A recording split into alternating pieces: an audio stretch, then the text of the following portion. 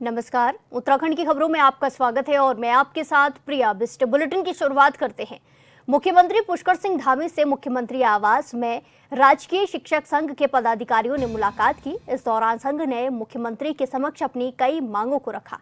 मुख्यमंत्री ने शिक्षकों की समस्याओं को गंभीरता से सुनते हुए सकारात्मक रुख अपनाया और आश्वासन दिया है कि उनकी मांगों का समाधान प्राथमिकता के आधार पर किया जाएगा।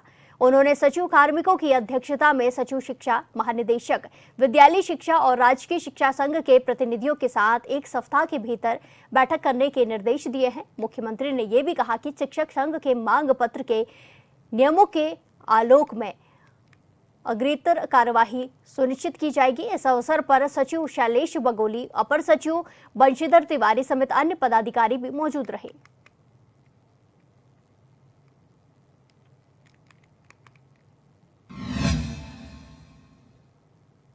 इसी के साथ खबरों में आगे बढ़ते हैं। चमोली के नंदानगर में कुंतरे लगाफाली वार्ड में मलबे से 6 मकान तबाह हो गए।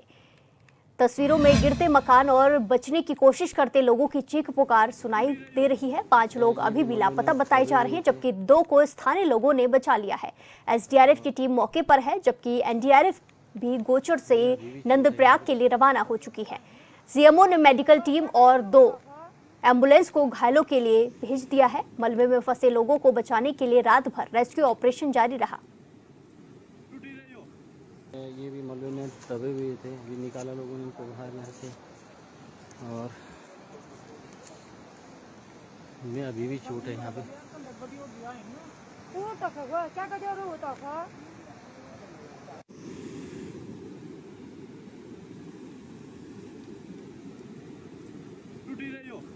ये भी मलबे में दबे हुए थे, अभी निकाला लोगों ने इनको बाहर यहाँ से दिखाई जा रही है, जहां मलबे में 6 मकान जो है, भवन जो है वो तबाह हो गए हैं। मलबा आने की वजह से 5 लोग अभी भी लापता बताए जा रहे हैं। इसी के साथ स्थानीय लोगों ने 2 लोगों को बाहर निकाला। रेस्क्यू ऑपरेशन करके नंदानगर में तबाही का ये मंजर देखने को मिल रहा है। तस्वीरों में आप देख सकते हैं किस तरीके से पानी घरों को तबाह कर रहा है। बारिश का कहर देखने को मिल रहा है, जहां 5 लोग अभी भी लापता बताए जा रहे हैं।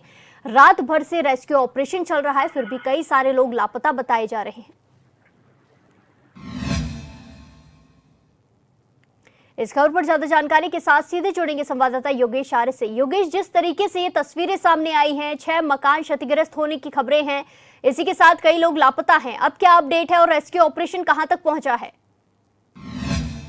देखिए प्रिया, जिस तरह से देखा जाए कि उत्तराखंड के चमोली इलाके के नंदनगर में जिस तरह से देर रात बादल फटा और मलबा आ गया, मलबा आ जाने के कारण काफी समस्याएं जो है वो पैदा हुई हैं स्थानीय लोगों के लिए। और जिस तरह से वहां लगातार रेस्क्यू ऑपरेशन जो है वो अब शुरू हो गया है, क्योंकि जो टीमें थी एनडीआरएफ की, एसडीआरएफ की मौके पर पहुंच चुकी है और रेस्क्यू ऑपरेशन शुरू किया जा चुका है। इसके साथ साथ डॉक्टरों की टीम एम्बुलेंस के साथ भी मौके पर पहुंच चुकी है, जो घायलों को जो है चिकित्सालय तक ले जाने का काम करेंगी और इसके साथ साथ उनको उपचार देने का काम किया जाएगा। और ऐसे में अगर देखा जाए तो करीब 10 लोग अभी भी लापता बताए जा रहे हैं। हालांकि 2 लोगों को स्थानीय लोगों ने रेस्क्यू किया। काफी अगर देखा जाए तो नुकसान वहां पर हुआ है। 6 मकान जो है, जिस तरह की तस्वीरें आप देख पा रहे हैं कि किस तरह से वो बह गए हैं, तो निश्चित तौर पर क्षतिग्रस्त हुए हैं। निश्चित तौर पर ये सब अगर देखा जाए तो कहीं ना कहीं लगातार जो इस तरह की घटनाएं हैं वो सामने आ रही हैं। 2 दिन पूर्व हमने देहरादून के इलाकों में देखा कि किस तरीके से जो बादल फटने से वहां पर किस तरह की तस्वीरें सामने आई, कितने जो नदियां थी वो उफान पर, नुकसान वहां पर हुआ, बह गए। उसके साथ साथ जो है सड़कें बह गई, काफी नुकसान हुआ, लोग लापता हैं। तो इस तरह से ये घटनाएं जो है लगातार सामने आ रही है। लगातार जो है पहाड़ी इलाकों में बादल फटने की घटनाएं बढ़ी है और इससे कहीं ना कहीं नुकसान हो रहा है। नगर में जिस तरह की घटनाएं हुई है उससे कहीं ना कहीं जो लोग हैं वो हताश भी हुए हैं। उसके उनको लगातार जो है खोजने का काम। जी बिल्कुल योगेश, जिस तरीके से ये मंजर देखने को मिल रहा है, तस्वीरें सामने आई हैं जिसमें 6 मकान अभी क्षतिग्रस्त होने की खबरें हैं, ऐसे में वहां क्या कुछ अभी स्थिति बनी हुई है? जो आसपास के इलाके के लोग हैं उन्हें शिफ्ट किया जा रहा है, क्या कुछ प्रशासन की तरफ से किया जा रहा है और कहां लोगों को शिफ्ट किया जा रहा है? जिस तरह से राहत कैंप जो बनाए गए हैं उनमें जो है उनको वहां से ले जाया जा रहा है। लोगों को सेफ्टी करने का काम उसी वक्त से शुरू हो गया था जब ये तरह की तस्वीरें सामने आई। प्रशासन को पता लगा, प्रशासन की टीम मौके पर पहुंची और वहां से स्थानीय लोगों की मदद से जिन लोगों को बाहर निकाला गया उनको जो है वहां अस्पताल में भेजा गया। इसके अलावा जो लोग वहां पर आसपास के लोग जो रह रहे थे उनको वहां से सेफली जो है राहत कैंप में ले जाने का काम जो है वो प्रारंभ कर दिया था। इसके साथ साथ जो गोचर से टीम एनडीआरएफ एसडीआरएफ की पहुंची है वो भी लगातार जो है लोगों को रेस्क्यू कर सुरक्षित स्थानों पर पहुंचाने का काम कर रही है। इसके साथ साथ एक टीम जो है उनकी खोजबीन कर रही है मलबों के भीतर। कहीं ऐसा तो नहीं है, कोई दबा हुआ तो नहीं है, क्योंकि जो है जिस तरह से डिजास्टर हुआ और ऐसे में एकदम से भारी तेज बहाव के साथ मलबा आया और वो कहीं ना कहीं जो है रिहायशी इलाकों में वहां पर पानी घुसा, उससे काफी चीजें जो है वो अव्यवस्थित हो गई, जिसके बाद जो है टीमों ने वहां पर रेस्क्यू ऑपरेशन शुरू किया। लेकिन जो लोग घरों में फंसे हुए थे उनको बाहर निकालना, उनको सुरक्षित स्थानों पर ले जाना, उनके लिए खाने रहने की व्यवस्था करना, ये सब प्रशासनिक लेवल पर जो है लगातार काम प्रारंभ हो गया है। और अब जिस तरह से वहां की जो टीम है, जिस तरह से भी जिला अधिकारी ने भी कहा कि जो टीम है वहां मौके पर पहुंच चुकी है और वहां पर लगातार जो रेस्क्यू ऑपरेशन है वो शुरू हो चुका है। तमाम चीजों को व्यवस्थित करने के लिए, लोगों को सुरक्षित स्थानों पर पहुंचाने के लिए काम प्रारंभ कर दिया है। तो निश्चित तौर पर उनका कहना है कि कुछ ही वक्त में जो है चीजों को थोड़ा व्यवस्थित करना शुरू हो जाएगा, लोगों को सुरक्षित स्थानों पर पहुंचा दिया जाएगा, उनकी व्यवस्था कर दी जाएगी। लेकिन जो लापता है उनको ढूंढना एक बड़ी चुनौती है, जिसके लिए लगातार टीमें काम कर रही है। जी बिल्कुल, धन्यवाद योगेश हमारे साथ तमाम जानकारी साझा करने के लिए। इसी के साथ खबरों में आगे बढ़ते हैं। कांग्रेस लगातार बीजेपी सरकार पर वोट चोरी और हेराफेरी के खिलाफ हस्ताक्षर अभियान शुरू कर रही है। कांग्रेस द्वारा यह अभियान 15 अक्टूबर तक चलेगा, जिसमें करीब 5 लाख लोगों के हस्ताक्षर करा कांग्रेस पार्टी चुनाव आयोग को पेश करेगी। वहीं कांग्रेस की राष्ट्र प्रवक्ता सुजाता पॉल ने भी बीजेपी पर तंज कसते हुए कहा कि वोट चोरी के मामले में बीजेपी ने पूरी तरह से पूरे देश के साथ उत्तराखंड में भी अमल किया है। साथ ही वोट चोरी करके ही 2022 में उत्तराखंड में बीजेपी की सरकार बनी है। सुजाता पॉल ने चुनाव आयोग की बीजेपी की प्रवक्ता बताया और बीजेपी सरकार को हताश और निराशाजनक भी कहा।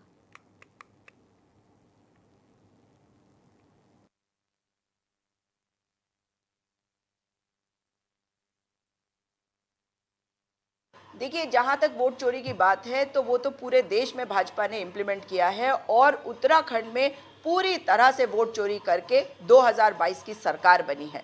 पंचायत चुनाव में पहले चरण में भी इन्होंने पूरी कोशिश करी, मगर अब जनता इनसे त्रस्त हो चुकी है, क्योंकि उन्होंने देखा कि नगर निकाय के चुनाव में किस तरह की वोट चोरी हुई। हमने देखा कि किस तरह से गाड़ियों की गाड़ियां गांव गई और लोगों ने वहां पे वोट दिए, उसके बाद गांव हो गए खाली। तो मुख्यमंत्री पुष्कर सिंह धामी कुछ भी कर ले, चाहे उसके बाद इन्होंने लोगों को उठवाया, क्योंकि वोट चोरी में ये कामयाब नहीं हो पा रहे पूरी तरह से, इसलिए हताश और निराशा की तरफ ये चल पड़े हैं। लेकिन जहां तक हमारी बात है, हम एक लोकतांत्रिक पार्टी हैं और लोकतंत्र में विश्वास करते हैं।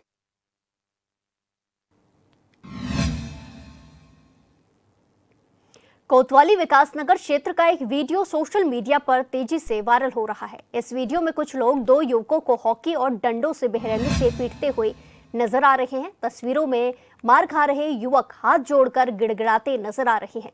बताया जा रहा है कि इन युवकों को चोरी के शक में तालिबानी सजा दी गई। वायरल वीडियो कटापत्थर क्षेत्र का बताया जा रहा है। वहीं पुलिस का कहना है कि वीडियो की जांच की जा रही है। आरोपियों और पीड़ित युवकों की पहचान की जा रही है। पुलिस ने साफ किया है कि कानून हाथ में लेने वालों पर सख्त कार्रवाई की जाएगी।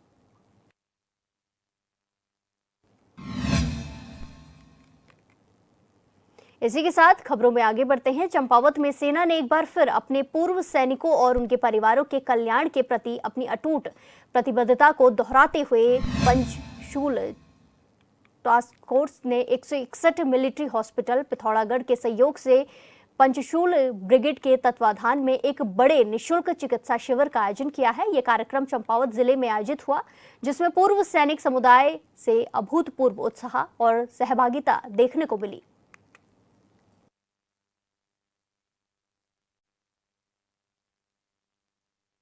इससे पहले भी कैंप आयोजित हुआ है और उसमें काफ़ी लोगों का आना था और इस बार भी कैंप हुआ है। इसमें भी काफ़ी लोग आए हुए हैं चंपावत, लोहाघाट, पाटी और बाराकोट से, और इससे लोगों को जो भी तकलीफ़ें हो रही हैं उनका ब्लड जांच और अन्य टेस्ट हो रहे हैं। पहले तो आपका मीडिया का और ब्रिगेडियर गौतम पठानिया और ये राठौर, कर्नल राठौर साहब का बहुत ही आभारी हूँ कि जब से लोग आए हैं, ये हमारे फौजियों के लिए यहाँ पे कैंप रेगुलर इंटरवल पे हो रहा है। इससे जो काफ़ी वृद्ध लोग हैं जो पिथौरागढ़, टनकपुर नहीं जा सकते, उनका बहुत फ़ायदा होता है आर्थिक रूप से और मानसिक रूप से भी। इससे सारे भी आज आए हैं, इतने सारे लोग फ्री में इलाज करा रहे हैं, नहीं तो इनको बहुत सारा पैसा देना पड़ता है। तो मैं एक बार फिर से कर्नल भवानीदास जोशी आप सभी लोगों का आभारी हूँ कि ये रेगुलर इंटरव्यू आपने कराया और मीडिया का भी सपोर्ट मिला। धन्यवाद। कहना चाहूँगा कि हम लोगों को नवज्योति आई केयर से हम लोग आए हैं।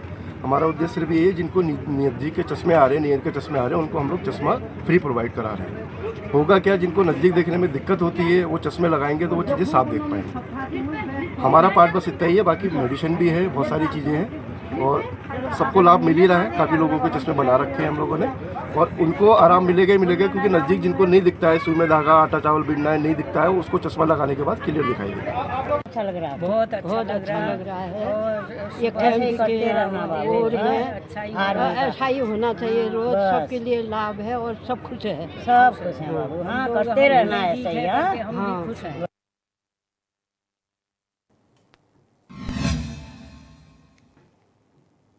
इसी के साथ खबरों में आगे बढ़ते हैं। जलवायु परिवर्तन आज दुनिया के लिए सबसे बड़ा खतरा बन रहा है। दुनिया के कई देशों में पर्यावरण को लेकर कार्यक्रमों का आयोजन हुआ, जिसमें भारत के प्रधानमंत्री नरेंद्र मोदी ने भी इसे लेकर गहरी चिंता जताई। नवंबर 2021 में प्रधानमंत्री नरेंद्र मोदी COP 26 सम्मेलन ग्लासगो में शामिल हुए, जिसमें उन्होंने कहा कि कई विकासशील देशों के लिए जलवायु परिवर्तन उनके अस्तित्व पर एक बड़ा खतरा बन रहा है। दुनिया को बचाने के लिए हमें आज बड़े कदम उठाने होंगे। 5 जून को 2022 को प्रधानमंत्री नरेंद्र मोदी ने वीडियो कॉन्फ्रेंसिंग के जरिए लाइफ मूवमेंट, एक वैश्विक पहल पर्यावरण के लिए जीवन शैली की शुरुआत की, जिसमें उन्होंने कहा कि हमारा ग्रह एक है, लेकिन हमारे प्रयास अनेक होने चाहिए। एक धरती अनेक प्रयास। जून 2023 में भी प्रधानमंत्री नरेंद्र मोदी ने विश्व पर्यावरण दिवस पर बैठक को संबोधित किया, जिसमें उन्होंने कहा कि एक तरफ हमने सिंगल यूज प्लास्टिक पर प्रतिबंध लगाया है, तो दूसरी तरफ प्लास्टिक कचरे की प्रोसेसिंग को अनिवार्य कर दिया है। इसके बाद जुलाई 2024 में भी नरेंद्र मोदी ने G20 पर्यावरण एवं जलवायु मंत्रियों की बैठक को चेन्नई में संबोधित किया, जिसमें उन्होंने कहा कि क्लाइमेट एक्शन को अंत्योदय का पालन करना चाहिए, जिसका अर्थ है समाज में अंतिम व्यक्ति के उत्थान और विकास को सुनिश्चित करना। इसके अलावा पीएम मोदी कई कार्यक्रमों में शामिल हुए और उन्होंने जलवायु परिवर्तन को लेकर कई तरह की बातें कही हैं। जलवायु परिवर्तन पर आयोजित कार्यक्रमों में जहां भी पीएम मोदी गए, वहां उन्होंने इस बात पर जोर दिया कि भारत में हमेशा से ही प्रकृति के प्रति गहरा सम्मान रहा है। जैसा कि अर्थवेद में कहा गया है कि पृथ्वी हमारी माता है और हम उसकी संतान है। ये मान्यता सदियों से हमारी जीवन शैली का हिस्सा रही है। इसी मूल भावना के अनुरूप सेवा सप्ताह जैसी पहल दर्शाती है कि कैसे सामूहिक सेवा और जिम्मेदारी पर्यावरण का पोषण करती है। प्रधानमंत्री नरेंद्र मोदी के विजन के मार्गदर्शन में इस प्राचीन ज्ञान को ठोस और व्यवहारिक कार्रवाई में बदल दिया गया है। वैश्विक जलवायु प्रयासों में भारत अब एक अनुयायी से बढ़कर एक अगुआ बना हुआ है। स्पष्ट नीतियों, जन भागीदारी और स्वच्छ ऊर्जा के साथ स्थिरता के लिए एक मजबूत प्रोत्साहन के माध्यम से ये राष्ट्र सभी के लिए एक हरित, स्वस्थ और अधिक सुरक्षित भविष्य बनाने की दिशा में काम कर रहा है।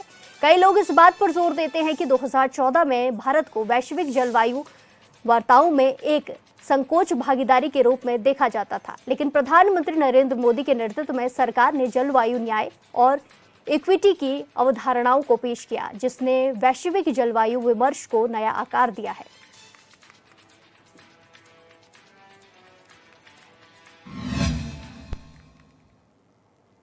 अब वक्त एक छोटे से ब्रेक का, फिर लौटेंगे कुछ खबरों के साथ। बने रहिए हमारे साथ।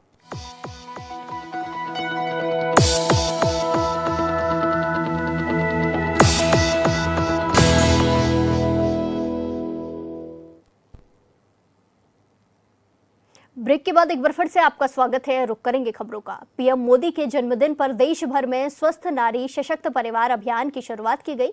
पीएम मोदी ने देश भर की महिलाओं से अपील की है कि निःशुल्क जांच शिविरों में जांच जरूर कराएं और अभियान का लाभ उठाएं। उत्तराखंड की राजधानी देहरादून सहित कई जिलों में भी कार्यक्रमों का आयोजन हुआ, जिसमें सीएम सहित पार्टी के दिग्गज नेताओं का जमावड़ा लगा रहा। बीजेपी के नेता अक्सर इस बात पर जोर देते हैं कि पीएम मोदी का उत्तराखंड से विशेष लगाव है। रिपोर्ट देखिए।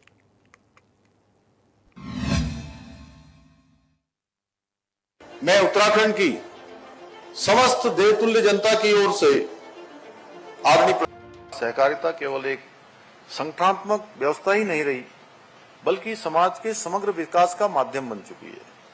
भाइयों बहनों, पिछले दिनों हमारे प्रधानमंत्री श्री नरेंद्र मोदी जी ने देशवासियों से आह्वान किया है और आज भी उन्होंने अपने जन्म दिवस के अवसर पर धार मध्य प्रदेश से आज सेवा पखवाड़ा का जहां शुभारंभ किया था, वहां से भी देशवासियों से आह्वान किया है कि अब हमें स्वदेशी उत्पादों का अधिक से अधिक उपयोग करना है। और उन्होंने देश के व्यापारी बंधुओं से भी अनुरोध किया है कि स्वदेशी उत्पादों को ही जो है प्राथमिकता दें, उनको ही अधिक उन्हीं का व्यापार करें, जिससे आत्मनिर्भर भारत की दिशा में हमारा संकल्प और मजबूत हो सके और 2047 उसके तरफ बढ़ते हुए हमारे कदम और मजबूती से आगे बढ़ें। जन आंदोलन का रूप देकर न केवल स्वयं को सशक्त बनाएंगे, बल्कि उत्तराखंड को भी आत्मनिर्भर और देश का अग्रणी राज्य बनाने का हमारा जो विकल्प रही संकल्प है, उस संकल्प को साकार करने में अपना योगदान सुनिश्चित करेंगे। 2014 से केंद्र में बीजेपी की सरकार है और उत्तराखंड के मुख्यमंत्री पुष्कर सिंह धामी सहित पार्टी के नेता अक्सर इस बात पर जोर देते हैं कि पीएम मोदी का उत्तराखंड से विशेष लगाव है। लिहाजा ये भी जानना जरूरी है कि 2014 में केंद्र में बीजेपी की सरकार बनने के बाद से अब तक प्रदेश में केंद्र से क्या कुछ मिला है। बीजेपी के नेता दावा करते हैं कि 2014 में नरेंद्र मोदी के प्रधानमंत्री बनने के बाद अब तक केंद्र सरकार ने उत्तराखंड को 2 लाख करोड़ रुपए की परियोजनाओं की सौगात दी है, जिसमें ऑल वेदर रोड, रेलवे, कई राष्ट्रीय राजमार्ग, रोपवे, हवाई सेवाओं का विस्तार सहित कई तरह की केंद्रीय योजनाएं शामिल हैं। मुझे पूरा विश्वास है कि आप सभी हमारे आदरणीय प्रधानमंत्री जी के, चूंकि सर मैं ये कह सकता हूं कि ये जो है पूरे राज्य की एक बहुत बड़ी व्यवस्था यहाँ बैठी हुई है और ये लोग एक एक व्यक्ति के साथ कई हजारों लोगों का इनका एसोसिएशन है और ये बिल्कुल समाज के जो अंतिम छोर में किसान हैं, व्यापारी हैं, ऐसा कोई वर्ग नहीं है जो हमारे सहकार बंधुओं से न जुड़ा हो। इसलिए ये सारे, अगर मैं इनको ये कहूं कि राज्य की एक बहुत बड़े वर्ग को प्रतिनिधित्व देने वाला एक विशेष वर्ग यहाँ पर आया हुआ है, विशेष प्रतिनिधि यहाँ पर आए हुए हैं और 2047 में जो आदरणीय प्रधानमंत्री जी का स्वप्न है, संकल्प है कि भारत विकसित भारत बनेगा, तो उसमें मेरे समूह की, मेरे सहकारिता विभाग की या जिस सोसाइटी में मैं काम करता हूं, जिस संस्था में मैं काम करता हूं, वो उस समय में कैसी होगी, उसकी व्यवस्थाएं कैसी होंगी। उत्तराखंड के सीएम भी कहते हैं कि बीजेपी की सरकार में कई तरह की योजनाएं चल रही हैं। उत्तराखंड बीजेपी की सरकार नंदा गौरा योजना, मुख्यमंत्री एकल महिला स्वरोजगार योजना, घसियारी कल्याण योजना, वैष्णवी सुरक्षा योजना, मुख्यमंत्री महालक्ष्मी किट योजना, लखपति दीदी योजना, मुख्यमंत्री सशक्त बहना उत्सव योजना और एकल महिला स्वरोजगार योजना, ड्रोन दीदी योजना, बेटी बचाओ बेटी पढ़ाओ अभियान, महिलाओं को सरकारी सेवाओं में 30% आरक्षण, महिला सारथी योजना मुख्य है। इसके अलावा स्थानीय उत्पादों को बढ़ावा देने के लिए हाउस ऑफ हिमालयस पर जोर दिया जा रहा है, जिससे लाखों महिलाएं जुड़ी हुई हैं, आत्मनिर्भर भी बन रही हैं। जिस प्रकार से आज हमारी महिलाएं, हमारी बहनें, मातृशक्ति बहुत कम और सीमित संसाधनों में जिस कौशल से काम कर रही हैं, जिस परिश्रम से काम कर रही हैं, जिस लगन से काम कर रही हैं और मिशनरी होके अपने घर के कामकाज को संभालते हुए इन नवाचारों को जिस प्रकार से बढ़ावा दे रही हैं, जिस प्रकार से अनेक उत्पाद बना रही हैं, जिस प्रकार से स्वरोजगार को बढ़ावा दे रही हैं, अपने साथ साथ अन्य लोगों को भी स्वरोजगार से जोड़ने का काम कर रही हैं और जो उनके द्वारा बनाए गए उत्पाद हैं, वो चाहे कोई क्षेत्र हो, यहाँ भी बाहर भी अभी बहुत सारी हमारी प्रदर्शनी लगी है, स्टॉल लगे हैं और आप किसी भी कार्यक्रम में जाएंगे, सरस मेलों में जाएंगे, अन्य प्रदर्शनियों में जाएंगे, कोई बड़ा बहुराष्ट्रीय शिविर होगा उसमें जाएंगे, तो आप देखेंगे कि महिलाओं के द्वारा, चाहे वो खाने का सामान हो, चाहे बुनाई का सामान हो, चाहे वो अचार हो, चाहे प्रसाद हो या नए नए कोई काम हो, वो सभी काम एक से बढ़कर एक हैं। इसीलिए 2 लाख लखपति दीदियां आज बन गई हैं लगभग, और महिला सशक्तिकरण के और महिला सुरक्षा दोनों ही क्षेत्रों में आज अद्भुत तरीके से आगे काम हो रहा है। ये हमारी प्रतिबद्धता का परिणाम है। इसी के साथ खबरों में आगे बढ़ते हैं। उत्तराखंड पुलिस का नाम सुनते ही दिमाग में मित्र पुलिस की छवि उभरती है, लेकिन इस बार दोस्ती जनता से नहीं बल्कि अपराधियों से निभाई गई। एसटीएफ की बड़ी कार्रवाई ने पुलिस और गैंगस्टरों की मिलीभगत को बेनकाब कर दिया है और इसी कड़ी में 2 पुलिसकर्मी सलाखों के पीछे पहुंच चुके हैं। क्या है पूरा मामला, देखिए ये रिपोर्ट।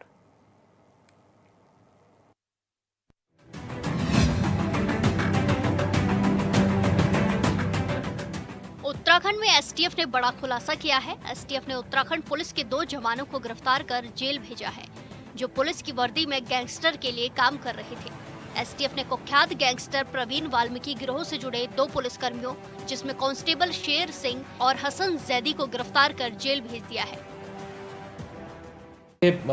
जैसे कि एसटीएफ जो है, ये जो सूचीबद्ध बड़े गैंग हैं, इनकी निगरानी करती है। इसी संबंध में दिसंबर में एक शिकायत प्राप्त हुई थी, जिसमें कि जो प्रवीण वाल्मीकि गैंग के मेंबर्स हैं, कुछ जो बाहर था, जो विशेषकर मनीष उर्फ बॉलर, उसमें सुनहरा रोड पे एक परिवार की संपत्ति खुर्द करने में लगे हुए थे, और जिसमें कि 2018 में उन्होंने कृष्ण गोपाल एक व्यक्ति की हत्या करी थी। और फिर उस परिवार में जो एक महिला थी रेखा, उसका भाई जो मदद के लिए आया था, उस पर भी गोली चली थी। उसमें 307 का मुकदमा लिखा गया था। उसके बाद ये परिवार फिर डर के जो है वो एक छुप के रह रहा था एक जगह में। जब उनको लोकेट किया गया, पूछा गया, तो काफ़ी डरा हुआ था।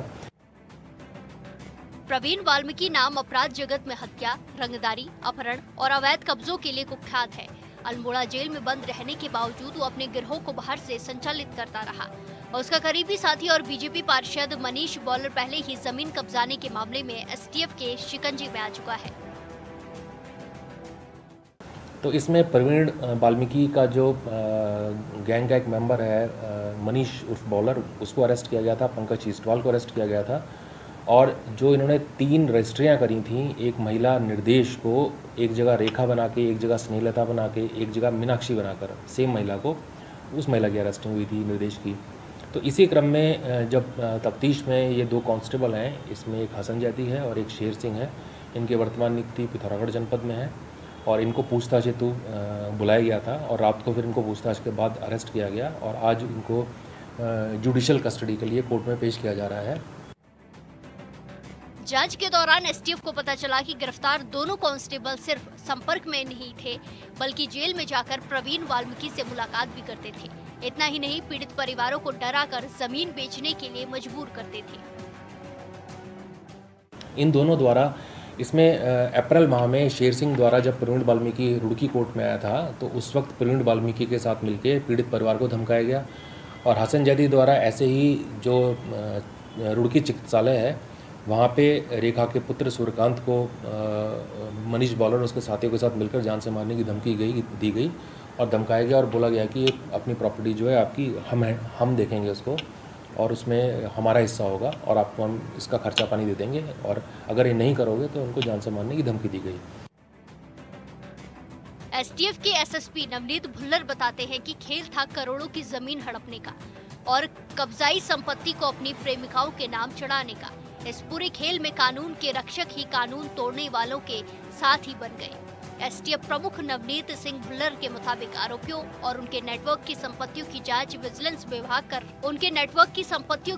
विजिलेंस विभाग कर सकता है, जिसके लिए पत्राचार किया जाएगा। इसके अतिरिक्त प्रवीण वाल्मीकि जो कि सितारगंज जेल में निरुद्ध था, उससे मिलने ये गए। एक बार फरवरी में गए और एक बार ये अगस्त में गए और प्रवीण वाल्मीकि से इन्होंने जो एक भूखंड को की डील जो है उसमें उसका दबाव जो है विक्रेता पार्टी के ऊपर डलवाया और उसके द्वारा बताया गया कि 12 करोड़ की संपत्ति को उन्होंने उससे प्रेशर करवा के 5 करोड़ में खरीदने का प्रयास किया गया। इसके अतिरिक्त प्रवीण वाल्मीकि के से लगातार संपर्क में रहने पर इन्होंने और जो वहाँ पे ज़मीनों के प्रकरण है सुनहरा रोड पे, उसमें प्रवीण वाल्मीकि से जो विक्टिम्स हैं, जो पीड़ित पक्ष है, उस पर प्रेशर डलवाया गया और उनको धमकाया गया। जनता पुलिस को सुरक्षा का पर्याय मानती है, मगर वर्दी जब बदमाशों की ढाल बन जाए तो सवाल उठना लाजमी है। एसटीएफ की इस बड़ी कार्रवाई ने जहां एक तरफ प्रवीण वाल्मीकि गैंग पर प्रहार किया है, तो वहीं उत्तराखंड पुलिस पर भी कई सवाल खड़े कर दिए हैं। देखना ये होगा क्या ये 2 पुलिसकर्मी ही ऐसे गिरोह का सदस्य थे या अभी कुछ और वर्दी में ऐसे लोग हैं जो ऐसे गिरोह का साथ लगातार देते आ रहे हैं। देहरादून से कैमरामैन तिलक शर्मा के साथ मैं गौरव वासुदेव, HNN न्यूज़ के लिए। इस बुलेटिन में फिलहाल के लिए इतना ही। बाकी तमाम खबरों के लिए देखते रहिए HNN 24/7। नमस्कार।